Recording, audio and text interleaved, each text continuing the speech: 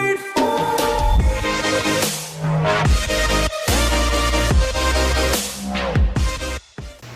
What's going on, guys? Welcome to another episode of Adline Garage.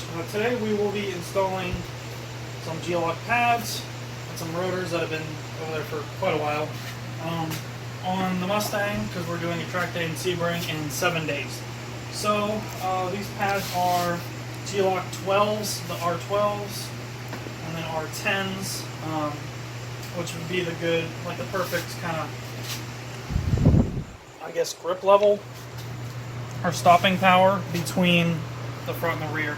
Because Mustangs, if you put too aggressive of a pad in the back, it'll lock the rear up, and then the car will not be very stable braking and cornering. So that seems to be a good pattern for the Mustang. These are pre-bedded race pads. They are not daily driving pads. They're for pretty much track use only. Them being 12s, you can kind of drive to the track and then back on them, but they will be very noisy, very dusty, and if you drive them not up to temperature, they'll start to eat away at the brake rotor. So these will be the track pads, and then I will either run a different rotor and pad for autocross, or I might try out the G-Loc 6s, which are a good pad, which are a lower temperature pad.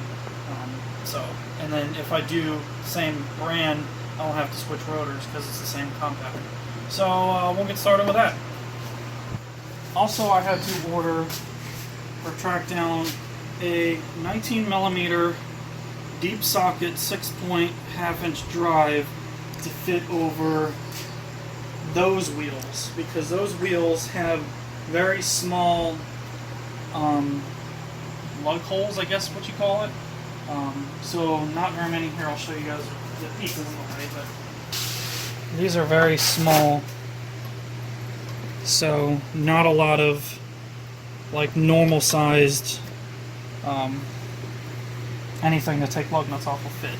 So I got those. I had to actually, I ordered some Craftsman ones, but I found this cheap one at, I think, O'Reilly's or something like that. It's the Power Torque one.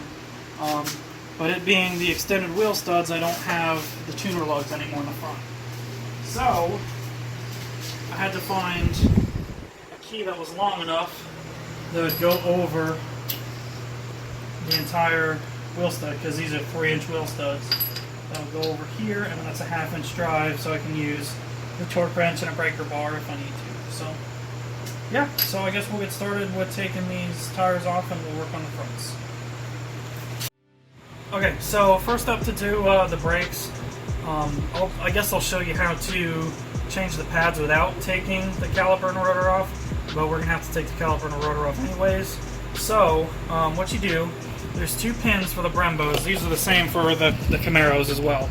There's these 2 pins that hold the calipers in, or the pads in the caliper. So you take a punch, take this, it out. I might need a longer punch. Yeah. I had a feeling I was gonna have to. You push down on that with the. No, I need to punch it the rest of the way, which I don't know the punch that'll fit. There you go. There we go. Now we're making progress.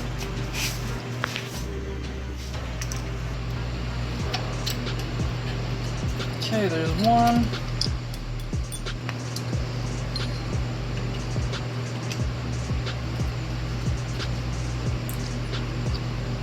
You get a real punch for this.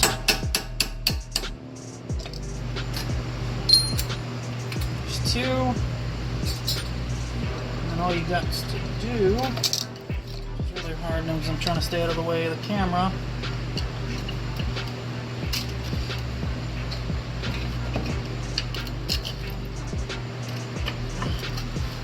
Push those in a little bit,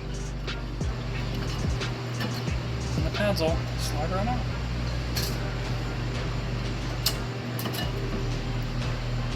So, next step would be to take the caliper off. Make sure you grab something that you can dangle the caliper down with so it's not hanging on the brake line. Loosen the last bolt. I did a really good job of torquing them down the last time. Apparently.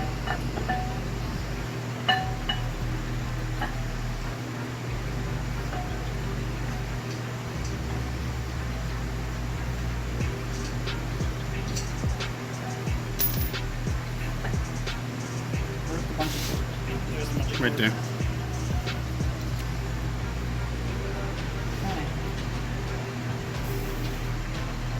So who has those in stock? Alright, so that's out of the way. We'll pull this rotor off. Which, that doesn't look too terribly bad.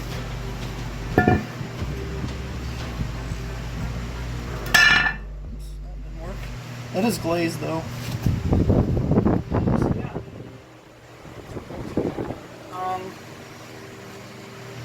I don't know if I should take these heat shields off, because from what I hear, these shields trap heat. Take the dust shield off. They're not, yeah, they're actually not heat shields, they're for dust. So I might take these off, leave them off for now, and then maybe when we switch back, I'll put them back on.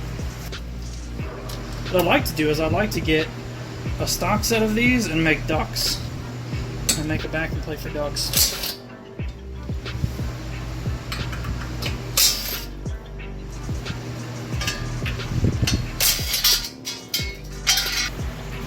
Ooh.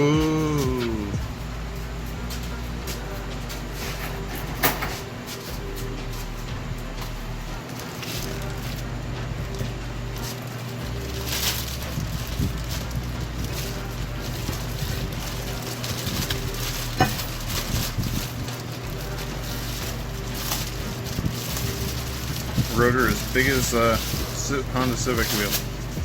Pretty much. Well, these are 14-inch rotors, so that might be bigger than a Honda Civic wheel. True. Alright, hopefully I don't break that, because those are not factory rotors. They're Big Estes, which I really didn't want to use anyways. But what we'll do is I'll put these on real quick. But I don't really have a choice, because I had another set of these that I was going to resurface, but I guess they were not in tolerance. I guess we can just put one on there, just to hold it straight.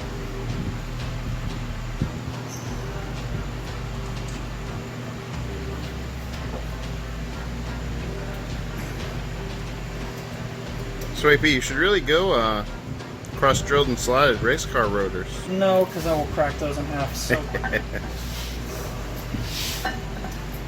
Yeah, no actual race cars use those. Right? Pretty much. I mean, there are some people that do, but they don't typically last very long and they'll crack.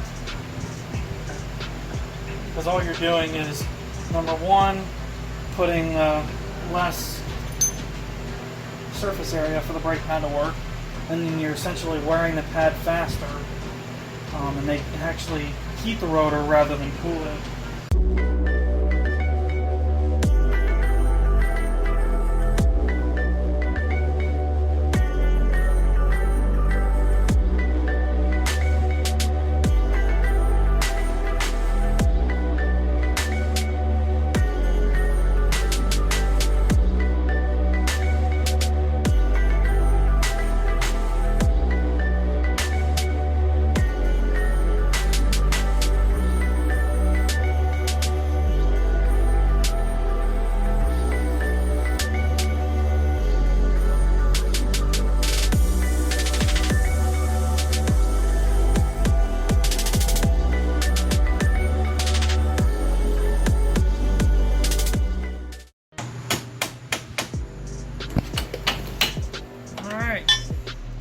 There's one.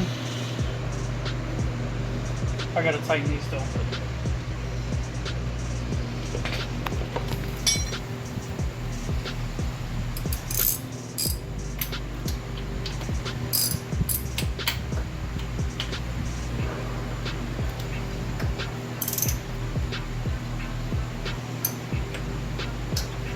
probably should get this shallow socket. Alright, I think I'm going to jump till we're on the back of the car. See you guys then.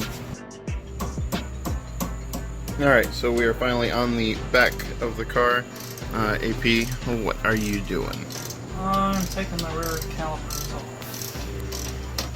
Trying to Get a better light. Put it right in front of the camera.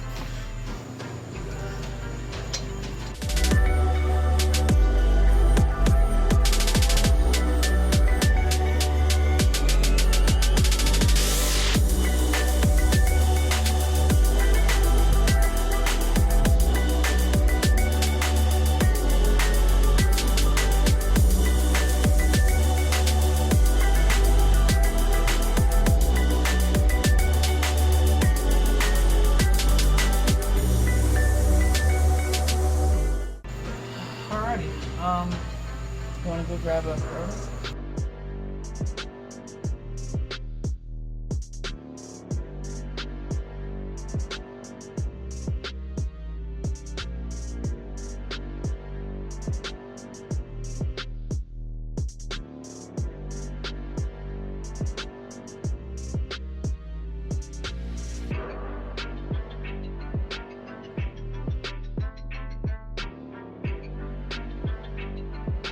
There we go.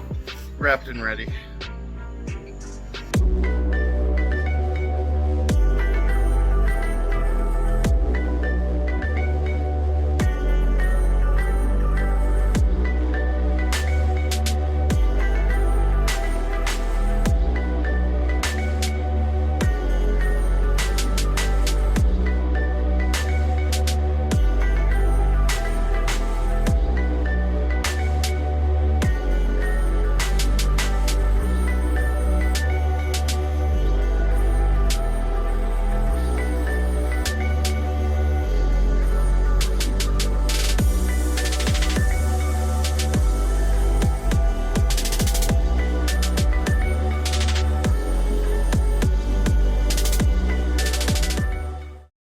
So I got it on. It looks like I may not have compressed the piston enough, or is just catching the lip of that rivet, I guess, whatever you want to call it. It wasn't sliding in. So all the pads are seated where they need to be. The little spring things, I guess is what you call it, are straight, because I had a problem where one would kick up and then it would come out the little brake hole over here. But yeah, we're good to go now. Alright guys, well that wraps it up. Pads are on the car. I actually installed kind of a that's what you can really see. The harness bar in the car. It's not completely done yet. I still have to make brackets for the bottom. I started doing a video on it before Anthony showed up. I may like enter some clips here, I may not. But it was just too difficult for me to try and film and put that in at the same time. I didn't have enough hands to put that in as it is without filming. So, but yeah, we'll go into, I guess, more detail at some point about that. A friend of mine gave it to me for free because he had it in his Mustang, and then he turned his Mustang into a SEC AT1 car, so it's completely stripped and caged, and he doesn't need it anymore. So he gave it to me, because I let him borrow my trailer all the time. So yeah, I guess I'll probably try and do some type of video at the school in Sebring. I may not, I don't know, hopefully I'll have time, but I'm going to try and set up like a camera rig in here where it'll have telemetry and lap times and G-forces and all that stuff. So stay tuned for that, and I guess we'll see you next time. Hit the subscribe button if you haven't already, and yeah, we'll see you next time. Bye.